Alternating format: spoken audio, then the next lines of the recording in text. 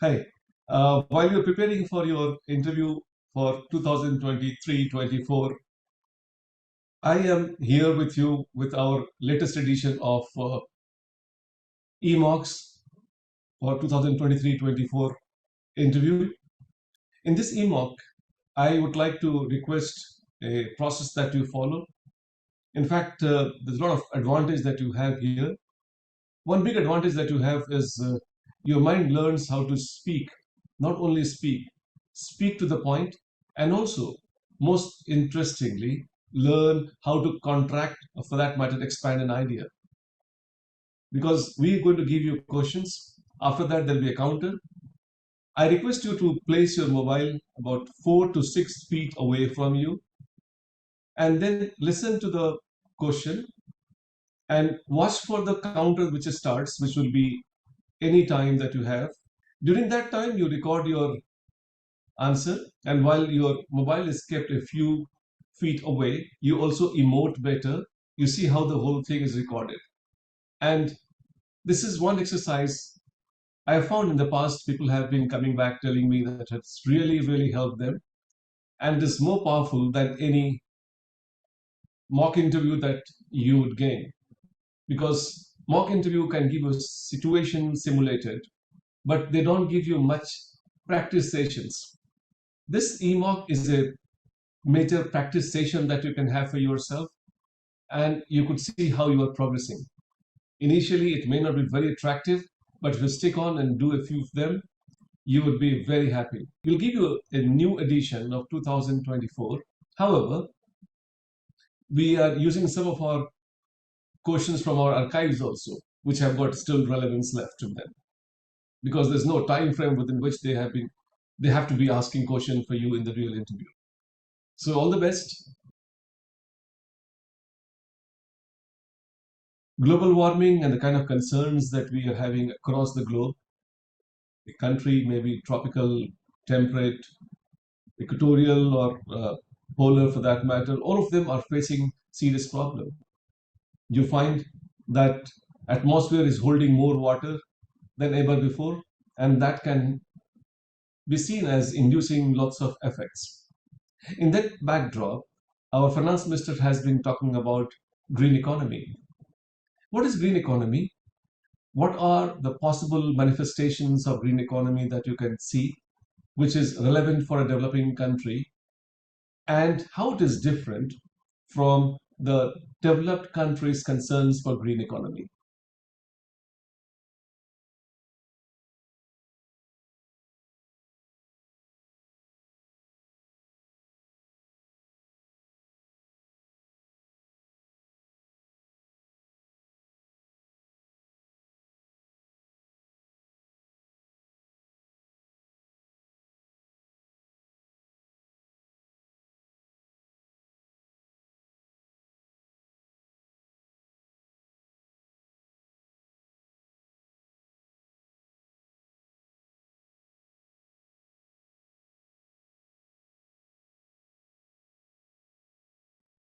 India, the home of democracy, has its roots very deep when it comes to electioneering. We recently had an international uh, consciousness generated where we talked about our experiences and then intensified on use of technology in electioneering.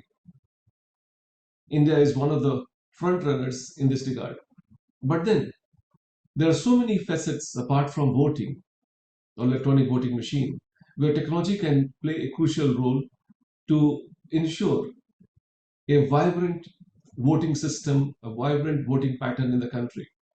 I would like to identify which all areas you expect the technology can be used for improving our voting ratio and also electioneering as the process in totality.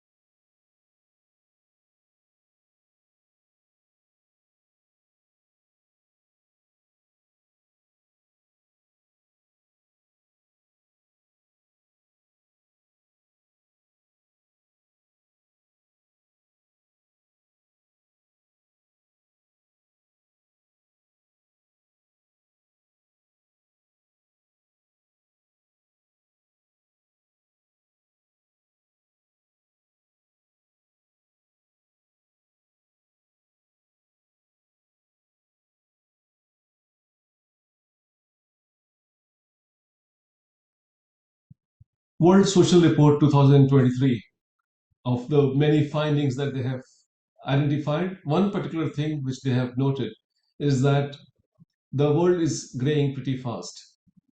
In next 3 decades, the people over 65 years of age is likely to be double. India is being no exception of this. We're also expecting that our population is going to live longer.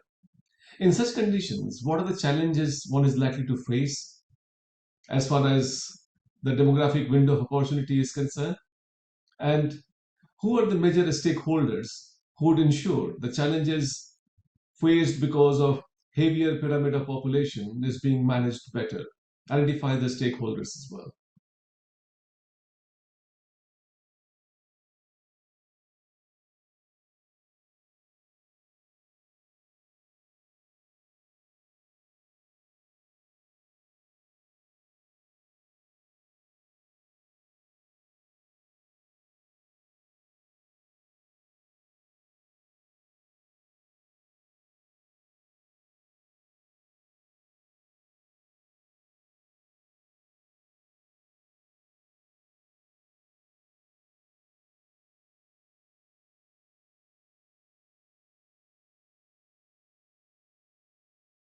It is essential responsibility of the government to ensure that every citizen of the country has got essential calorie requirement, nutritional requirement provided.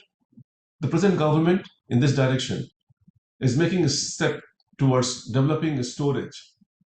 How do you think that such a large scale food grain storage is likely to have bearing on the requirement of food in India, A, and also the kind of changes you expect this will bring about in the production pattern of agriculture in India?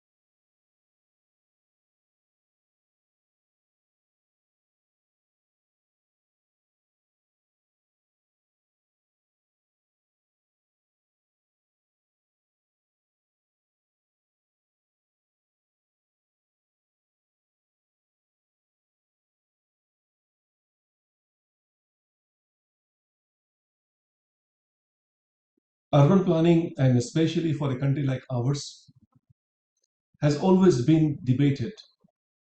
We want to develop our cities, but our cities are mostly organically evolved cities. The lack of planning, and any planning intervention comes with a social cost, especially when we talk about the vulnerable sections who live in slums, squatters, and such places. The recent debate that has gone on in the country, where a lot of people have identified that movement of the slum dwellers have had a significant impact on their living conditions and habitat. What is your opinion about the two options that we have got for slum improvement, in situ and ex situ improvement? Which one you prefer and why? You have to give logic in the context of Indian cities.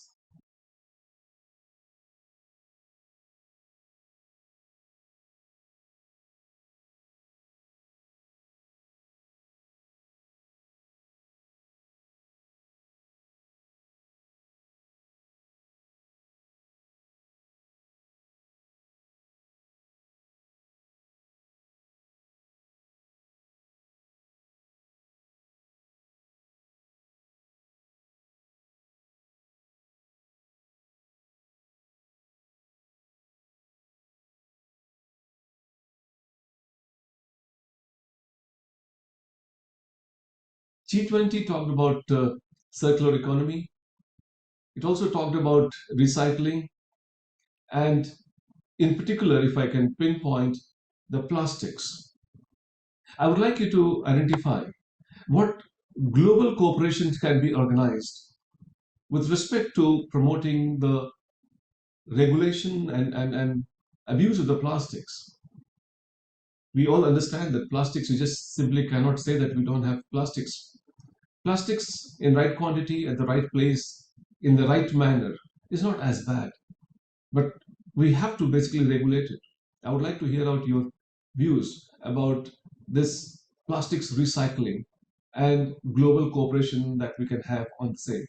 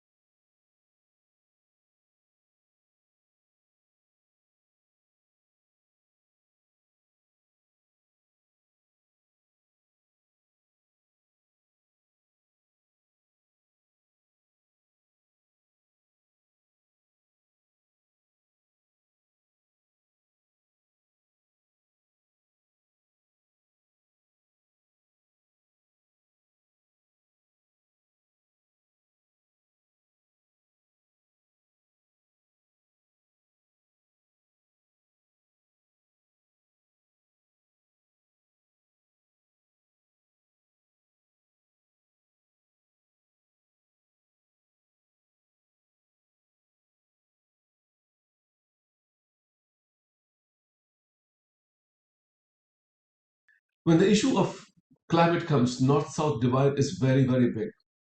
And now, when we talk about equality and climate justice, this becomes all the more evident. I would like to hear out your views on the issue of global cooperation on the climate justice, especially when we have so much of divide that exists between developed and developing nation on the issues of climate. Do you think that we have got something coming up soon in this regard uh, as a consensus amongst the developed and developing nations?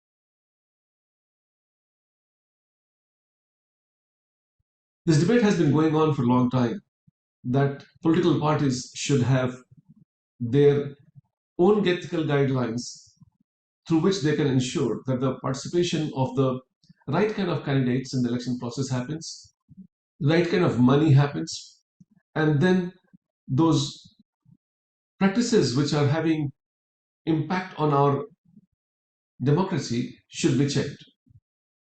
In this backdrop, I would like you to hear out your views that what steps you recommend to ensure free and fair election, a constitutional commitment that is ensured in the electioneering process. Give me three major suggestions from you with the reason as to why you consider them as these steps would bring about significant change.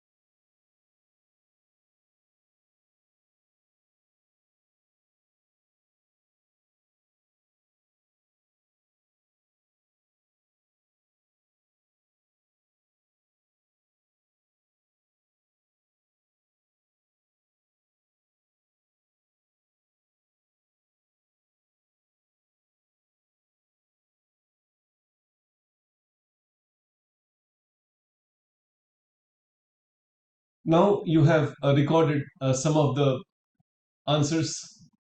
I hope you have answered all of them. I would like you to now use these videos, watch them, and ask your mind that what better answer could have been there.